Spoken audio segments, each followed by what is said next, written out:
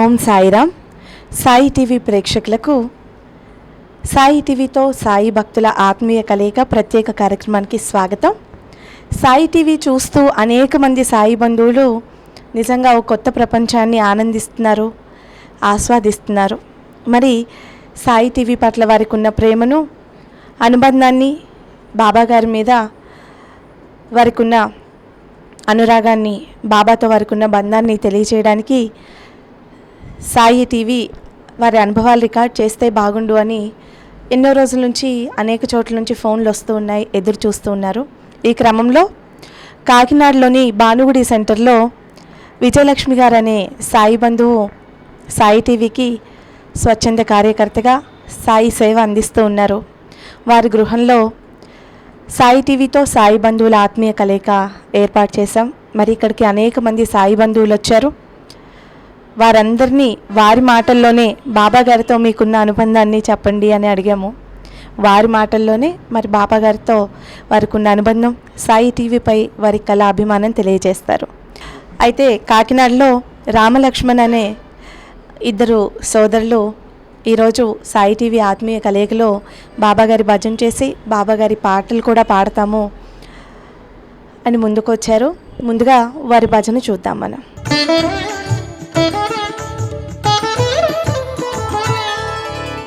श्री सच्चिदानंद समर्थ सद्गुरु साईनाथ महाराज की जय।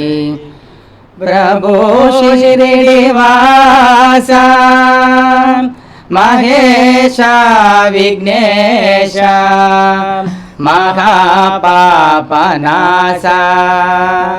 सदा सुप्रकाश। प्रभु श्रीनिवास महेश विघ्नेश महापापनाश सदा सुप्रकाश। प्रभु श्रीनिवास महेश विघ्नेश महापापनाश सदा सुप्रकाश। जगालिल्ल ब्रोजे प्रभु साई देव सदा वेडिनानु कृपे चोपवैया। जगालिल्ल ब्रोजे प्रभु साई देव सदा वेडिनानु कृपे चोपवैया। प्रभु श्रीनिवास सहस्रशीर्षं देवं विश्वाक्षं विश्वसंभुवं विश्वं नारायणं देवमक्षरं परमं पदं विश्वतत्परमानित्यं विश्वं समुपदेवते।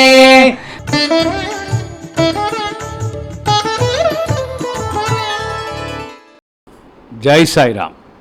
ఇక్కడికి విచ్చేసిన సాయి బంధువులందరికీ కూడా నా హృదయపూర్వకమైనటువంటి నమస్కారాలు చెప్తున్నాను. సాయిదేవుని ఆశీస్సులు ఇక్కడ వచ్చిన సాయి బంధువులందరికీ కలగాలని కోరుకుంటూ ఈ సాయి టీవీ నిర్వహిస్తున్న ఈ కార్యక్రమంలో నేను పాల్గొనడం నా అదృష్టంగా భావిస్తున్నాను. అవకాశాన్ని నాకు ఇచ్చినటువంటి షిరిడి సాయినాథునికి, ఈ సాయి టీవీ నిర్వాహకులైనటువంటి అనిల్ కుమార్ గారికి నా హృదయపూర్వకమైనటువంటి కృతజ్ఞతలు తెలియజేసుకుంటున్నాను. నేను వృత్తిరీత్యా హోల్సేల్ మెడికల్ బిజినెస్ నాది. నాకు భార్య, ఇద్దరు కుమార్తెలు, ఒక కుమారుడు. అయితే ఇక్కడ బాబాగారి గురించి అనుభవాలు చెప్పమని నన్ను అడగడం జరిగింది.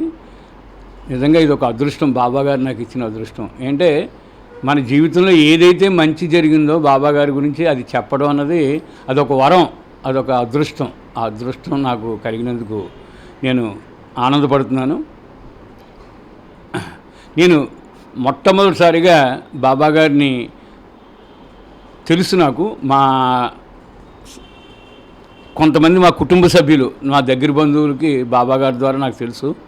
కానీ నేను 82వ సంవత్సరంలో నా మేనల్లుడు పుట్టింటికి షిరిడి వెళ్ళాను. అప్పటికి నా వయసు చాలా తక్కువ, నేను యవ్వనంలో ఉండేవాడిని. అంటే నాకు ఏ ఆలయానికి వెళ్ళినా ఫస్ట్ ఏంటంటే అక్కడ ఈ దక్షిణ అడగటం, ఈ పూజారులు ఇబ్బందులు ఇవన్నీ నాకు కనిపించాయి. కానీ మొట్టమొదటి నేను షిరిడి వెళ్ళినప్పుడు అసలు దేవాలయం అంటే ఎలా ఉండాలి, పవిత్రత అంటే ఎలా ఉండాలి, ఏ అక్కడ అప్పుడు ఉన్నటువంటి ఇప్పుడు కొన్ని ఇంకా డిఫరెంట్ ఉండొచ్చు, కానీ అప్పుడు ఏంటంటే ఎంతో ప్రశాంతంగా అసలు ఎవరు కూడా డబ్బుల గురించి కానీ లేకపోతే దీని గురించి కానీ కేవలం బాబాగారి భక్తి, అక్కడ బాబాగారిని ఆరాధించడమే నాకు కనిపించేది. దాంతో నేను ఆ బాబాగారికి నేను అట్రాక్ట్ అయ్యాను, ఒక విధంగా అంటే ఆకర్షితుని అయ్యాను. ఎప్పుడైనా ఎక్కడైతే మన మనసు కానీ మన శరీరం కానీ మన బుద్ధి కానీ ఎటువైపు ఆకర్షించబడుతుందో ఆయనే మన దేవుడు. నిజంగా ఆ రోజు నుంచి ఈ రోజు వరకు నేను చనిపోయే వరకు కూడా నా భగవంతుడు సాయినాథుడే, ఇందులో సందేహం ఎంత మాత్రం లేదు. చాలామంది ఏంటంటే మనం బాబాగారు కొన్ని పరీక్షలు పెడతారు. బాబాగారే కాదు, ఏ దేవుడైనా తన భక్తుడిని పరీక్షిస్తాడు, ఎంతవరకు నా మీద విశ్వాసం ఉందని. తర్వాత మనం చేసుకున్న పాప పుణ్యాలు బట్టి కూడా గత జీవితంలో కావచ్చు, గత జన్మలో కావచ్చు, ఈ జన్మలో కావచ్చు ఉన్నటువంటి మన పాప కర్మల మీద కూడా మన యొక్క కష్టాలు నష్టాలు రావడం జరుగుతుంది. అయితే కష్టాలు నష్టాలు వచ్చినప్పుడు భగవంతుని బాబాగారిని పూజించడం ఎందుకనిక అని చాలామంది ప్రశ్నిస్తారు. అది కాదు ముఖ్యం. అంటే మనకొచ్చే ఆపద చాలా పెద్ద ఆపద అవ్వచ్చు, అది బాబాగారిని ప్రార్థిస్తే చిన్నదాంతో పోతుంది. అంటే ఉదాహరణకి ఒక పెద్ద పాము మన కరవాలనుకోండి, ఆ రోజు ఒక చిన్న చీమ కరిసి ఆ అపాయాన్ని ఆయన్ని మన నుంచి తప్పిస్తారు. అది బాబాగారి యొక్క గొప్పతనం ఏంటంటే మన కర్మని సులభతరం చేస్తారు. మనం అనుభవించవలసిన పాపాన్ని చాలా సులభతరం చేస్తారు బాబాగారు. బాబాగారితో అనుభవాలు చెప్పాలంటే 82వ సంవత్సరం నుంచి ఇప్పటి వరకు ఈ దాదాపు 40 ఏళ్ళ సుదీర్ఘ జీవిత చరిత్రలో ఎన్నెన్నో ఉన్నాయి. అవన్నీ నేను ఇక్కడ చెప్పాలంటే కష్టం. అయితే నా యొక్క కుటుంబాన్ని ఆయన లీడ్ చేసి నా పిల్లలకి, నా భార్యకి, అందరికీ కూడా సరి అయినటువంటి ఒక స్థితిని కల్పించారు. ఆయన ఒక ఉన్నతమైన స్థితిని కల్పించారు.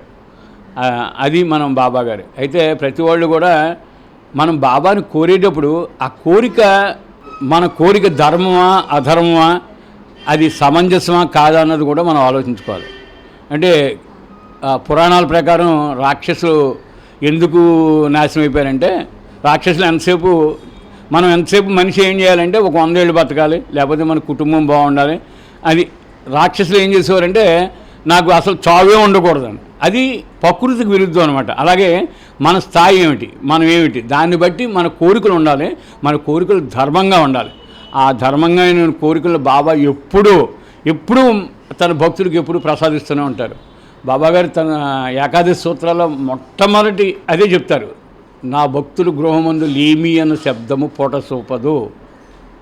ఇది 100కు 100 నిజం. ఎంతోమంది నేను భక్తులు చూశాను, వాళ్ళ జీవితాల్లో లేమి అన్న శబ్దం పొడసూపదు. అలాగే నేను నా ఇది కొద్ది చెప్పేది ఏంటంటే, నేను సాయి సచ్చరిత్ర చదువుతాను, సప్తాహం చేస్తాను. అందులో నాకు బాగా నచ్చినటువంటి అధ్యాయం ఏంటంటే 18, 19 అధ్యాయాలు. ఆ 18, 19 అధ్యాయాల్లో బాబా చెప్తారు, నీ యొక్క ఇల్లు ఎవరికైనా, నీ వసారా ఎవరికైనా కూర్చోవడానికి ఈ అవకాశం, నీ దగ్గరికి ఎవరైనా ఏదైనా అవసరం వస్తే వాళ్ళకి ఇవ్వదలుచుకుంటే నువ్వు ఇయ్యి, కానీ కుక్కలా వాళ్ళ మీద మొరగొద్దు. నీకున్న దాంట్లో నువ్వు సాయం చేయి. అది ఇప్పుడు మన బాబాని ఎన్ని గంటలు పూజించామని కాదు, ఎన్ని సార్లు మనం షిరిడి వెళ్ళామని కాదు, ఎన్నిసార్లు మనం గుడికి వెళ్ళామని కాదు కావాల్సింది. మనకు కావాల్సింది ఏంటంటే బాబా మార్గంలో మనం ఎంతవరకు నడుస్తున్నాం, మనకున్న దాంట్లో పక్క వాళ్ళకి మనం ఏం సాయం చేస్తున్నాం. ఇవన్నీ 18, 19 అధ్యాయంలో ఉంటుంది. ముఖ్యంగా ఇంకొక విషయం 18, 19 అధ్యాయంలో ఆయన చెప్తారు, ఎవరిని మనం నిందించకూడదని. అది కూడా మనం గమనించాలి. తర్వాత నేను బాబాగారిని నేను ఒక సాధారణ గృహస్థుని కాబట్టి నేను ఎప్పుడు అన్ని కోరికలు కోరేవాడిని. నాకు ఇది కావాలి బాబా, ఇది కావాలి బాబా అని. అంటే ఆయన ఇచ్చేవారు. నేను తిరుగుతోగ్గా ఏం చేసేవాడిని అంటే అది కావాలి, ఇది కావాలని అడిగేవాడిని. అంతేగాని అది నాకు మంచిదా చెడ్డదా అని నేను ఆయన ఎప్పుడు అడిగేవాడిని కాదు. తర్వాత చాలా ఇచ్చారు నాకు, ఏది కూడా నిలబడేది కాదు. నేను అప్పుడు నా ఆలోచన విధంలో ఏదో తప్పు ఉంది, బాబా గారిని నేను ఏదో తప్పు చేస్తున్నాను అని నేను ఆలోచించుకుని అప్పుడు బాబా గారికి సర్వస్వ శరణాగతి చేశాను. నేను బాబా నాకు ఏది మంచిదైతే అది మీరు ఇవ్వండి అని నేను ఎప్పుడైతే ఆ ప్రకారం నేను బాబా గారిని ప్రార్థించడం మొదలుపెట్టానో నా కష్టాలన్నీ గట్టెక్కినాయి. నేను నాకు ఏది మంచిదైతే అదే ఆయనే ఇస్తున్నారు, అంతేగాని ఏది కూడా. అలాగే మా అబ్బాయి వివాహ విషయంలో కానీ మా పిల్లల వివాహ విషయంలో కానీ బాబా నీకు ఏది మంచిదైతే చెయ్యన్నాను. ఆయన అలాగా చేసుకుంటూ వచ్చారు. నన్ను ఇంత ఒక భక్తుడిగా ఆయన నన్ను ఆదరించారు. ఆయనకి నా కృతజ్ఞతలు. సాయి భక్తిలో ఉన్నటువంటి మాధుర్యం ఇంక ఎందులోనూ ఉండదు. అంటే నేను నా యొక్క అనుభవరీత్యా ఇన్నేళ్ల నా బాబా గారి సాంగత్యంలో నేను నేర్చుకున్నదంటే ఇంకంతకంటే మధురమైనది ఏమి ఉండదు. తర్వాత ముఖ్యంగా ఏంటంటే ఈ పుస్తకాలు, బాబా గారి గురించి పుస్తకాలు బాబా గారి పుస్తకాలు చదవటం కూడా చాలా ముఖ్యం. అందుచేతంటే ఈ సాయి టీవీ వారు కూడా మనకి ఎన్నో పుస్తకాలు మనకి అందజేస్తున్నారు. ఇంకా చాలా వారిని అందజేయమని కోరుతూ ఇవన్నీ మీరు చదవాలని ఆశిస్తూ మీరందరూ కూడా సాయి మార్గంలో నడుస్తారని ఆశిస్తూ నా ఈ అనుభవాలు చెప్పనందుకు అవకాశం ఇచ్చినటువంటి శ్రీ సాయి టీవీ వారికి మరోసారి కృతజ్ఞతలు తెలియజేసుకుంటూ ఆ బాబా గారికి నమస్కారాలు తెలియజేసుకుంటూ విరమిస్తున్నాను. సాయి టీవీ నిజంగా ఇప్పుడు మనం ఒక 2 కార్యక్రమాలు మొన్న పెట్టారు వారు. నేను 2 కార్యక్రమాలకు అటెండ్ అయ్యాను. ఆ 2 కార్యక్రమాలు కూడా చాలా ఉన్నతమైన కార్యక్రమాలు. ఒకటి ఏంటంటే సాయి నామాన్ని 9 నామాల వల్ల మన జీవితంలో ఉన్నటువంటి కష్టాలన్నీ తీరిపోతాయి మనం ఆ నామాలు రాసిన వల్ల. అది ఆ నామాలను వాళ్ళు సేకరించి ఒక పుస్తకం కింద ప్రింట్ చేసి మనందరికీ ఎంతో దూరం నుంచి ఇక్కడికి వచ్చేలాగా అవైలబిలిటీ చేసి వాళ్ళు రాసి ఇమ్మనడం అన్నది ఒక అద్భుతమైనటువంటి కార్యక్రమం. ఆ కార్యక్రమంలో కూడా నేను పాలు పంచుకున్నాను. మనం 200 రూపాయలంటే అది చాలా తక్కువ. ఆ అమౌంట్ కూడా అంటే మనం బయటకు వచ్చి బోళ్ళు ఖర్చు పెడుతుంటాం. బాబా గారికి ఆ మాత్రం మనం ఈ సాయి టీవీకి మనం ఆ కార్యక్రమం చేయటం అన్నది చాలా ఆనందపడ్డాను. మీరందరూ కూడా ఆనందపడతారని ఆశిస్తున్నాను. ఇక 2వ కార్యక్రమం సాయి భిక్ష కార్యక్రమం. సాయి భిక్ష అంటే ఇప్పుడు మనం బయట 10 మందికి భోజనాలు పెడితే మనకి ఎంత అవుతుందో ఒకసారి ఆలోచించాలి. కానీ వాళ్ళు కరెక్టా కాదా, మంచా చెడ్డా, లేకపోతే మనకి సమయం లేకపోవచ్చు, మనం ఎవరికైనా 10 మందికి భోజనాలు పెట్టాలంటే ఆ సాయి భిక్ష ద్వారా ఈ అన్నార్తులకి ఈ ఎంతోమంది సమాజంలో ఉన్న అట్టడుగు మనుషులకు కూడా వీరు ఆహారాన్ని అందించి ఈ సాయి భిక్ష కార్యక్రమాన్ని జరిపించినందుకు కూడా వారికి నా హృదయపూర్వకమైన కృతజ్ఞతలు. ఇలాంటి కార్యక్రమాలన్నీ సాయి టీవీ ద్వారా సమాజానికి చాలా ఉపయోగపడతాయి. చాలామందిని ప్రేరేపించి సాయిబాబా మార్గంలో నడిపిస్తాయని సాయి టీవీ వారు ఇంకా ఎలాంటి కార్యక్రమాలు ఇప్పుడు మళ్ళీ సాయి పుస్తకాలు దీక్షిత్ డైరీ ఒకటి, ఇంకొకటి దాసుగుణ మహారాజు పుస్తకాలు ఒకటి, అవి కూడా వచ్చినాయి. అవి కూడా చదివి అంటే మన టైంనే కాకుండా ఎంతో కొంత మన ధనాన్ని కూడా వెచ్చించవలసిన అవసరం ఉంటుంది ఒక మంచి పని చేయడానికి. అక్కడికి గుళ్ళోకి వెళ్ళినా మనం దక్షిణ వేయాలి. అలాగే ఇది కూడా మన బాబాగారి కార్యక్రమాలు కాబట్టి ఈ సాయి టీవీ వారు చేసే ప్రతి కార్యక్రమాన్ని వారు కూడా మంచి కార్యక్రమాలు చేస్తారని ఆశిస్తూ అందులో పాల్గొని ఈ సాయి టీవీ చేసే ఈ సేవని మనం అందుకోవాల్సింది, సాయి బంధువులు అందరూ అందుకోవాల్సిందిగా కోరుచున్నాను.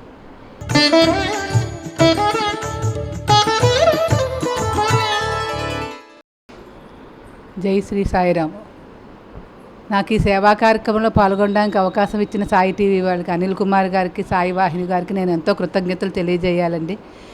నేను మామూలుగా యాక్చువల్గా సాధారణ గృహిణిగా ఉంటూ వాళ్ళకి టీవీ చూసి ఫోన్ చేశాను. నేను 1-2 సార్లు యాంగ్జైటీ వల్ల చేయడం వల్ల ఆ రోజు అదృష్టం కొద్దీ గాలిదుమారు రావడం వల్ల మే 8వ తారీఖు నాడు వాళ్ళు మా ఇంటికే రావడం జరిగి బాబాగారి సేవ చేయడంలో నాకు ఆవగింజంత సేవా కార్యక్రమంలో నేను పాల్గొని చేసినందుకు నేను చాలా ధన్యవాదాలు సాయిబాబాకి తెలియజేస్తున్నాను. ఈ కార్యక్రమంలో నేను పాల్గొనడంలో చాలా సంతోషంగా ఉంది. నామలిఖిత పుస్తకాలు నేను వారితో ముందు నేను చెప్పాను, నేను ఎక్కడికి వెళ్ళనమ్మా, ఎవరింటికి వెళ్ళను అంటే ఆంటీ వాళ్ళు మీ దగ్గరికే వచ్చి తీసుకుంటారు అని చెప్పారు. అలాగే అందరూ నా దగ్గరికే వచ్చి పుస్తకాలు తీసుకుని మళ్ళీ రాసి మళ్ళీ నాకు అందజేశారు, నేను వాళ్ళకి అందజేశాను. అలా భిక్షాజోలు కార్యక్రమంలో కూడా, సాయి భిక్షాజోలు కార్యక్రమంలో నాకు సుధాగారని నా ఫ్రెండ్, ఆవిడ చాలా సహాయం చేశారు. ఆవిడకి నేను ఎప్పుడూ కృతజ్ఞతలు తెలియజేస్తూ ఉంటాను. నేను అందరూ నా ఇంటికే వచ్చి, బాబాగారు నా ఇంటికే రప్పించి అందరూ భిక్ష వేసి చేసేలా చేశారు.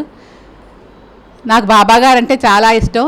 20 సంవత్సరాల క్రితం నేను సచ్చరిత్ర చదువుదాం అనుకున్నప్పుడు నా దగ్గర బాబాగారి ఫోటో కూడా ఏమీ లేదు.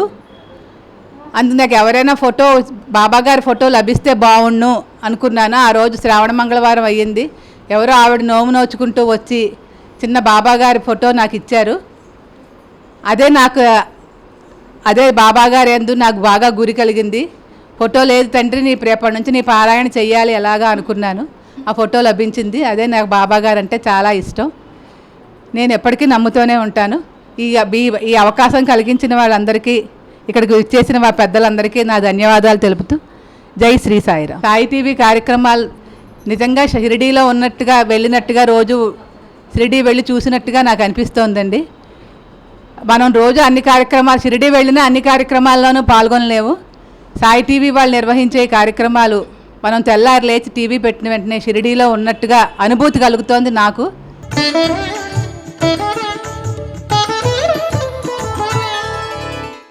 నా పేరు వీరలక్ష్మి, మా ఆయన గారి పేరు రామకృష్ణ. మాకు 2 అబ్బాయిలు.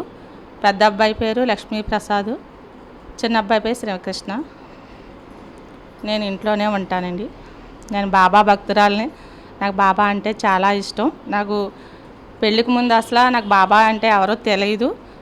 పెళ్ళయిన తర్వాత మా అత్తయ్య వాళ్ళు బాబా భక్తులలో, వాళ్ళ ద్వారా నేను సాయిబాబా అంటే ఏంటో తెలుసు. గుడికి వెళ్ళేదని వచ్చేదని అంతే తప్ప ఏంటో బాబా అంటే పెద్దగా అంత ఐడియా లేదు. పోను మా ఇంట్లో అందరూ బాబాని కష్టాలు పెడుతున్నారని అందరూ మానేశారు పూజలు చేయటం. నేను ఒక్కదాన్నే బాబా పూజ చేయటం మొదలుపెట్టాను. మాకు పెళ్ళి సంవత్సరం అయినా పిల్లలు పుట్టలేదని మా తోటిగాళ్ళు నన్ను చాలా బాధలు పెట్టేది. నేను బాబా గుడికి వెళ్ళి అడిగితే బాబా దయ వల్ల మాకు బాబు పుట్టాడు. అందుకని నేను బాబా ప్రసాద్ వల్ల పుట్టాడని బాబుకి ప్రసాద్ అని పేరు పెట్టుకున్నాను. బాబా నాకు నా చెయ్య కాలిపోతే నేను అసలు మనిషినే పడిపోవాలి, కానీ బాబా వచ్చి నన్ను కాపాడారు. నా ఒక్క చెయ్య కాలిపోయి అక్కడి వరకు ఆగిపోయింది. బాబా నన్ను వచ్చి రక్షించారు. ఇలా చాలా చోట్ల నన్ను బాబా ఆదుకున్నారు. మా ఇంట్లో వాళ్ళందరూ కూడా, మా పిల్లలు, మా ఆయన గారు కూడా ఇప్పుడు అందరూ కూడా బాబాని నమ్ముతారు. మా అమ్మగారు, మా నాన్నగారు, అసలు మా నాన్నగారు అయితే సాయిబాబాని నమ్మేవారు కాదు. కానీ నా వల్ల మా అమ్మగారు, మా నాన్నగారు, మా తమ్ముళ్ళు, మా మరదళ్ళు అందరూ కూడా బాబా భక్తులు. వాళ్ళు నిత్య పారాయణం చేస్తూ ఉంటారు. నేను ఎక్కడ బాబా పూజ జరిగినా తప్పకుండా పిలిచినా పిలవకపోయినా వెళ్ళిపోతాను. బాబా అంటే అంత ఇష్టం. మాది ఒకసారి రేషన్ కార్డు మా ఆయన గారు ఎంఆర్ ఆఫీస్లో పడేస్తే బాబా దశమి నవరాత్రుల్లో పడేస్తే మేము రేషన్ కార్డు పోయిందని చాలా బాధపడ్డాం. బాబాని రోజు అడిగేదని, బాబా మా రేషన్ కార్డు పోయింది, ఎక్కడ పడిపోయిందో నువ్వే చూపించాలి బాబా అని సత్మాలు అడిగేవాళ్ళం. అయితే ఇంట్లో ఎక్కడ ఎతికినా బాబా రేషన్ కార్డు కనిపించకపోతే చాలా బాధపడ్డాం. రేషన్ కార్డు పోతే మళ్ళీ మనం కష్టపడి సంపాదించుకోవాలంటే చాలా టైం పట్టేస్తుంది అనేసి. అలాగా బాబా నవరాత్రులు, దశమి నవరాత్రులు వచ్చాయి. నేను బాబా నవరాత్రులు, దశమి నవరాత్రుల్లో 11 రోజులు కూడా నేను పారాయణం చేస్తాను గుళ్ళోను. తర్వాత ఇంట్లో కూడా చేస్తాను. బాబా నవరాత్రులు కూడా అయిపోయిన తర్వాత దీపావళి తెల్లారితే దీపావళి అనగా ఇంకా బాబా మాకు రేషన్ కార్డు దొరికే అవకాశం లేదు, 3 నెలల నుంచి నిన్ను అడుగుతున్నాను నా రేషన్ కార్డు ఇవ్వవా అని గుళ్ళోకి వెళ్ళి బాబాని వేడుకున్నాను. బాబా నాకు నా రేషన్ కార్డు నాకు వచ్చేలా చేయి తండ్రి, తెల్లారితే దీపావళి, రేపు 10 గంటలకల్లా నా రేషన్ కార్డు నా ఇంట్లో ఉంటే నీకు దీపాలంటే ఇష్టం కాబట్టి నీ గుళ్ళో నేను దీపాలు వెలిగిస్తాను, నీకు ఇష్టమైన ప్రసాదం చేసి నేను తెస్తాను అనేసి బాబాని వేడుకున్నాను. అన్నట్టుగానే బాబాగారు మరుసటి రోజు నేను ఏ టైంకి అడిగాను ఆ టైంకే నాకు ఆయన ఎవరో మాకు తెలియదు తెల్ల బట్టలు వేసుకుని మా ఇంటికి బండి మీద వచ్చి మా ఆయనగారు చేతిలో పెట్టేసి వెళ్ళిపోయారంటండి రేషన్ కార్డు. నేను బట్టలు ఆరేస్తున్నాను మేడ మీద. మా ఆయనగారు కూడా ఇన్ని రోజుల నుంచి రేషన్ కార్డు పడేయలేదని ధీమాతో ఉండి సడన్గా ఆయన చేతిలో పెట్టేవాడికి అయోమయంలో ఉండిపోయారు. నేను ఆ టైంకి ఏ టైంకైనా ఆ టైంకే నాకు బాబాగారు కార్డు తెచ్చి ఇచ్చారు. నేను ఆ రోజు నుంచి ఇప్పటి వరకు కూడా ప్రతి సంవత్సరం దీపావళి నాడు బాబా గుళ్ళోకి వెళ్ళి బాబాకి ఇష్టమైన దీపాలు నేను వెలిగించి ఆయనకి ఇష్టమైన ప్రసాదం పెట్టేసి ఇంటికి వచ్చి మా ఇంటికాడ దీపాలు వెలిగిస్తాను. నాకు ఇలా చాలా అనుభవాలు ఉన్నాయి, కానీ అన్నీ కూడా చాలా బాధాకరమైన అనుభవాలు. బాబా అంటే నాకు చాలా ఇష్టమండి. ఏ గుడికి కూడా వెళ్ళను.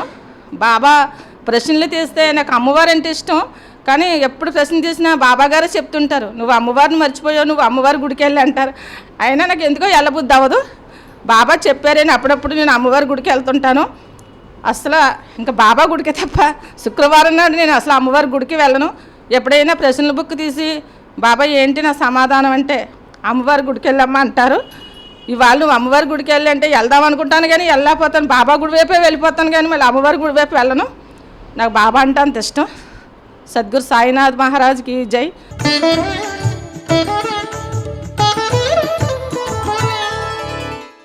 నాకు చిన్నప్పటి నుంచి బాబాగారు అంటే చాలా ఇష్టం. నాకు చిన్నప్పుడే మ్యారేజ్ అయింది. 14 సంవత్సరాలకే మ్యారేజ్ చేశారు.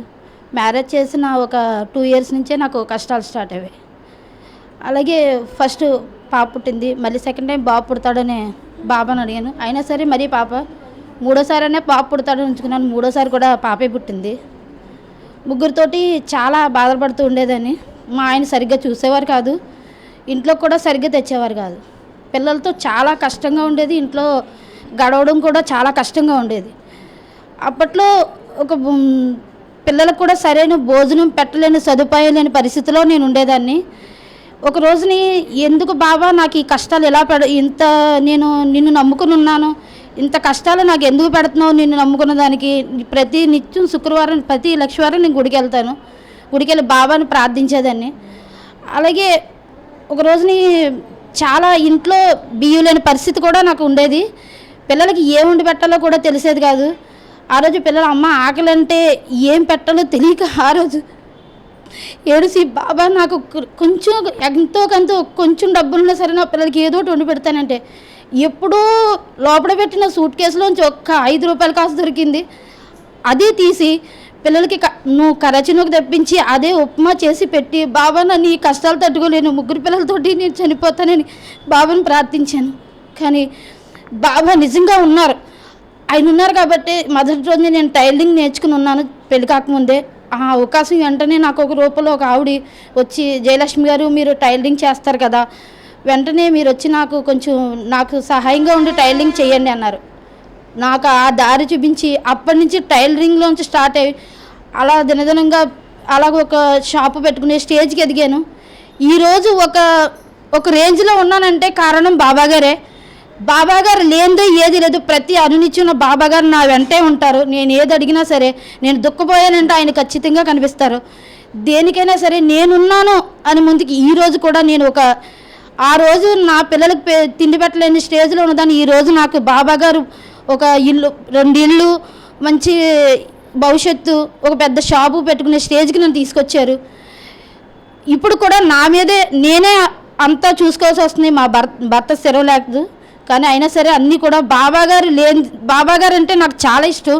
బాబాగారు ఈరోజు నన్ను ఈ స్టేజ్కి తీసుకొచ్చారు. ప్రతినిత్యం బాబాగారికి ఎప్పుడూ కూడా ఆయన పాదాల దగ్గర అలాగే ఎప్పుడు కూడా ఉండాలని, ఎప్పుడు బాబాగారు అంటే అంత ఇష్టంగా నేను ప్రేమిస్తూ ఉంటాను.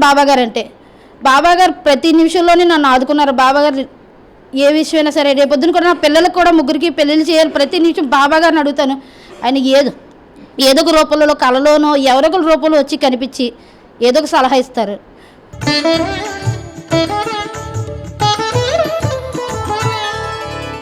నా పేరు బ్రహ్మశంకరరావు అండి.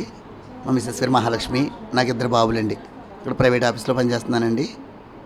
అయితే బాబా గారితో మాకు చాలా అనుభవాలు జరిగాయండి. మొట్టమొదట నా పెళ్ళికి ఒక ఆవిడకి సత్సంగం నడుపుతారండి మా చీడిగిలో. వాళ్ళ ఇంటికి పట్టుకెళ్ళండి శుభలాకి ఇచ్చామండి. శుభలాకి ఇస్తే వదిన పెళ్ళికి రావాలి వదిన అంటే, నేను వస్తున్నాడు బాబు, బాబాగారు వస్తారు అన్నారండి ఆవిడ. బాబాగారు వస్తారంటుంది ఏంటి ఇప్పుడు పెళ్ళికి రమ్మంటే అనేసండి ఇంటికి వచ్చేసా అనుకున్నానండి. నేను పెళ్లి మీద కూర్చుని ఉండగా మా సాయి సత్సంగం వాళ్ళు పల్లెలు శ్రీనిబాబు వీళ్ళందరూ ఉన్నారండి.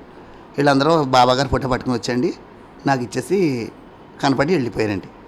వెళ్ళిపోయిన తర్వాత పీటల మీద కూర్చోబెట్టారండి. కూర్చోబెట్టిన వెంటనే మా మరదలో బాబాగారి విగ్రహం కొంచెం పప్పు ఉప్పులు ఏవో ఆవిడ ప్యాకింగ్ చేసండి. ఆ బాబాగారి విగ్రహం ప్యాకింగ్ తెచ్చి అక్కడ పెట్టండి. పంతులు గారిని ముందర ఈ ప్యాకింగ్ చెప్పండి, అప్పుడు మొదలు పెడతారు కానీ మీరు పెళ్ళి అంటుందని. ఇదేంటి అమ్మాయి ఎలా అంటుందా అనేసరికి ఇప్పు చూస్తేండి అందులో బాబాగారి విగ్రహం పాలరాతి విగ్రహం తెచ్చి పెట్టారండి. పెట్టిన వెంటనే బాబాగారు వచ్చి కూర్చుంటారన్నది మ్యారేజ్కి ఆయన వచ్చి కూర్చున్నారనమాట అనేసి అనుకుని మనసులో ఇంకా ఆ విగ్రహానికి పూజ చేసండి మ్యారేజ్ జరిపించారండి. అది మొదటి అనుభవం అండి. ఇంకా ఆయనతో నాకు బంధం ముడిపడింది అనమాట అండి అప్పటి నుంచి. తర్వాత రెండోసారి షిరిడి ఎవరు వెళ్ళలేదో వాళ్ళు మీ పేర్లు రాసి పూల బొక్కీలు వేయండి అనేసి మా తిరుమల శెట్టి వెంకట సుబ్బారావు గారు గురువు గారండి, ఆయన షిరిడి తీసుకెళ్తాను నేను అలాగనండి ఒక పారాయణ కార్యక్రమంలో చెప్పారనమాట అండి. 100 మందిలో పేర్లు రాసి వేసామండి. అందరూ అయితే నా పేరు వచ్చిందండి. టికెట్ లేకుండా 11 రోజులు అక్కడ పారాయణం చేసండి షిరిడీలో జరిపించారండి. అయిన తర్వాత మళ్ళీ అక్కడికి వెళ్ళిన తర్వాత అండి కాకడహారతికి సేదహారతికి తీసుకెళ్ళడానికి ఎవరిని తీసుకెళ్తే వాళ్ళే బాధపడతారో మళ్ళీ మేము ఇలాగ 5 తీసుకెళ్దాం అనుకుంటున్నామమ్మా పాసల మీద లాటరీ వేస్తానని మళ్ళీ అక్కడ లాటరీ వేసారండి. లాటరీ వేస్తే ఆ లాటరీలో కూడా మళ్ళీ నా పేరు తగిలిందండి. సేదహారతి కూడా తీసుకెళ్ళారు. అయిపోయిందండి.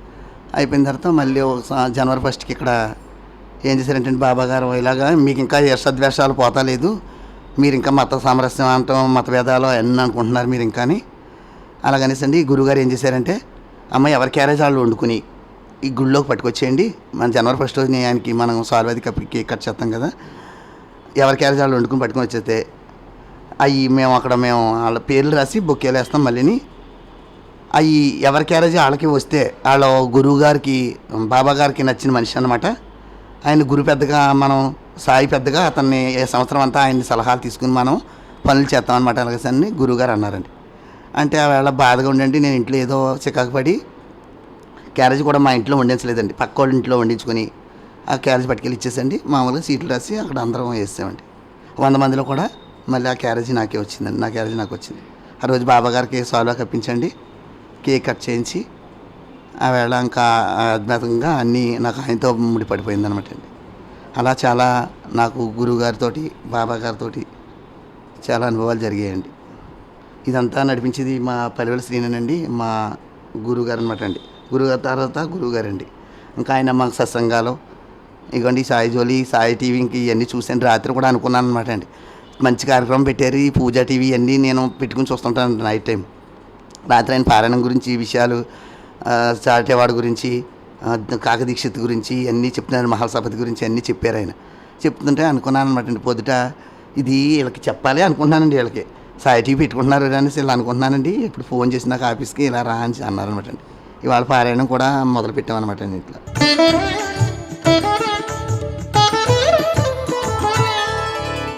సాయిరామండి.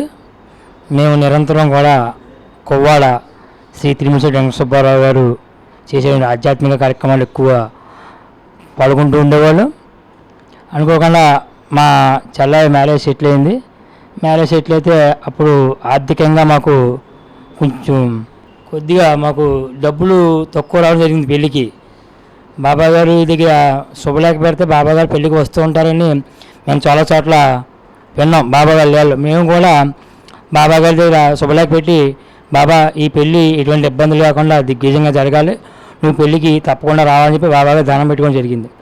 దండం పెట్టుకుని జరిగితే మాకు మ్యారేజ్కి అప్పట్లో అంటే ఇంచుమించు 18 సంవత్సరాల క్రితం 5,000 రూపాయలు తక్కువ వచ్చాయండి.